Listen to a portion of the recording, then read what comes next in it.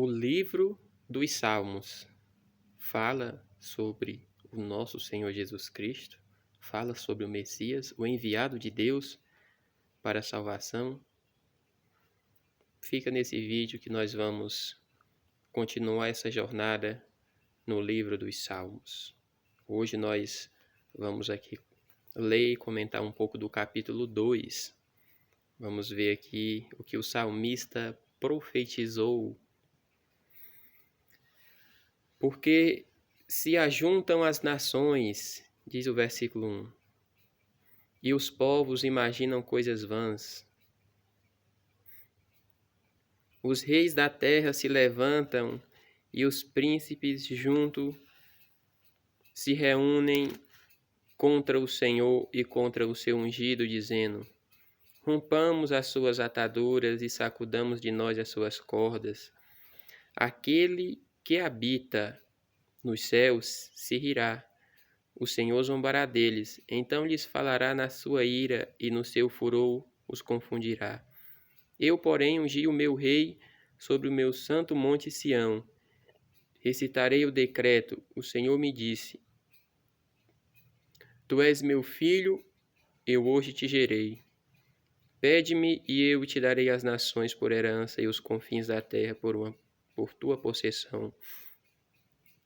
Tu os esmigalharás com uma vara de ferro, tu os despedaçarás como a um vaso de oleiro. Agora, pois, ó reis, sede prudentes, deixai-vos instruir, juízes da terra. Servi ao Senhor com temor e alegrai-vos com tremor. Beijai o filho para que se não ire e pereçais no caminho, quando em breve se inflamar a sua ira. Bem-aventurado todos aqueles que nele confiam. Então, nós podemos ler aqui nesses salmos que o salmista estava falando sobre a rebelião das nações e a vitória do Messias. Aqui diz que, quando ele fala que esse povo imagina coisas vãs, eles estão falando dos ímpios. E a própria palavra diz que o ímpio é como a moinha que o vento espalha, e perecerão, porque as nações se ajuntariam para ir contra ele, ou seja, alguns reis. O salmista ele começa com uma alusão aos povos e reis da terra em oposição ao ungido de Deus.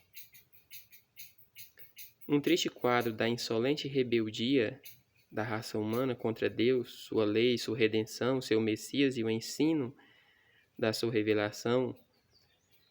Os autores aqui do Novo Testamento, da mesma maneira, eles mostram o mundo e seus governantes em oposição contra Cristo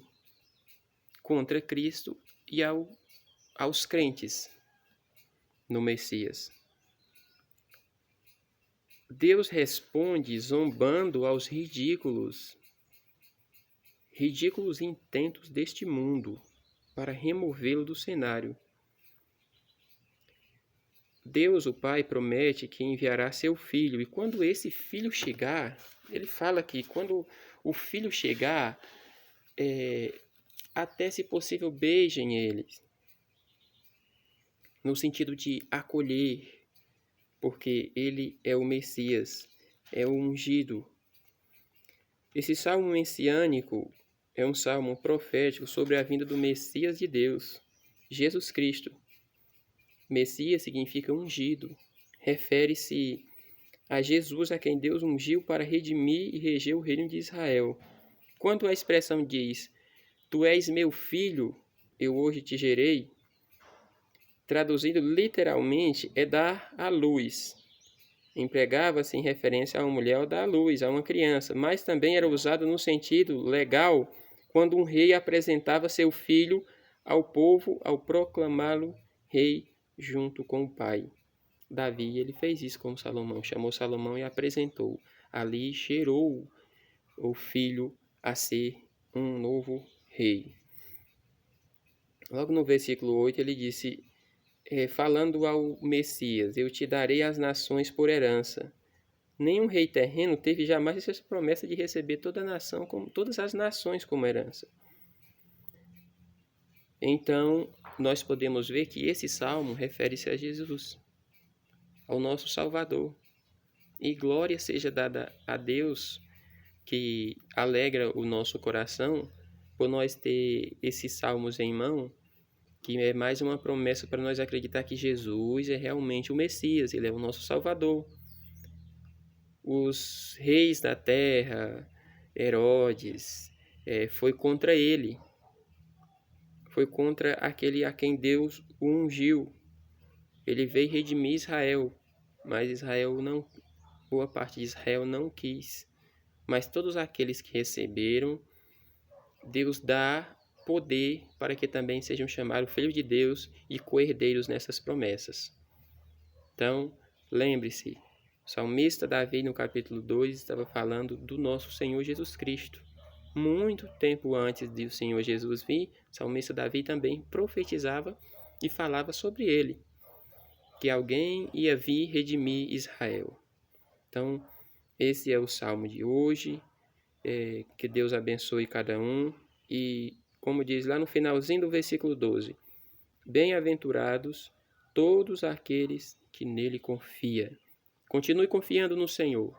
Continue confiando no ungido de Deus, naquele que deu a vida. E mesmo que as nações, que o povo, os reis o crucificaram, mas não foi possível que a morte tivesse poder sobre ele, ressuscitou, subiu ao céu e está assentado à destra de Deus Pai. Deus deu herança para ele. A herança estava junto do Pai. E Deus deu para ele, e ele fez a promessa de salvação para todo aquele que nele crê. Então, que Deus te abençoe. Vamos aguardar aí, compartilha esse vídeo. Se você não é inscrito, se inscreve nesse canal para nós continuar nessa jornada. Agora que estamos no capítulo 2, vai ser uma jornada longa. Então, se você achou esse conteúdo bom para você, então deixa o teu like, se inscreve e compartilha para que chegue a mais pessoas. Deus abençoe.